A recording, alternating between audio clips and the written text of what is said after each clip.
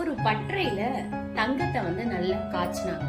காய்ச்சிட்டு அதை ஒரு பிளேட்ல ஊத்தி ஒரு உருண்டையா ஆக்கி அதை ஓங்கி ஓங்கி அடிச்சு ஒரு தகர மாதிரி ஆக்குனாங்களாம். அதுக்கப்புறம் பாத்தீங்கன்னா ஒரு வெள்ளியை எடுத்தாங்களாம். வெள்ளியை எடுத்து அதே மாதிரி காய்ச்சி ஊத்தி அது ஒரு பிளேட் மாதிரி ஆக்கிட்டாங்க. அதுக்கப்புறம் பாத்தீங்கன்னா இரும்பு எடுத்தாங்க. இரும்பை காய்ச்சி ஒரு பிளேட் மாதிரி ஓங்கி அடிச்சு அடிச்சு நல்லா ஒரு பிளேட் மாதிரி ஆக்கிட்டாங்க. அந்த தங்கமும் வெள்ளி இரும்பு மூணும் பேசிக்கிச்சாங்க. எங்களை எல்லாம் அடிச்சாங்க, நாங்க அமைதியா இருந்தோம். ஆனா இரும்பு, நீ மட்டும் ஏன் இப்படி பூச்சால் போட்டு ஊரை கூட்டுற? நீ மட்டும் ஏன் இப்படி கத்துற? நீயும் அமைதியா இருக்க வேண்டியதானே? நம்மள அடிக்கிறாங்கன்னு தெரியுதுல, அமைதியா இருக்க வேண்டியதானேன்னு கேட்டுச்சான்.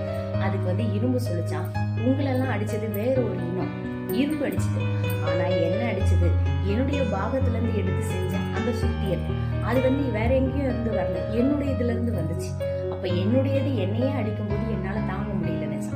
அதனாலதான் வேற யாரும் அடிச்சா கூட நமக்கு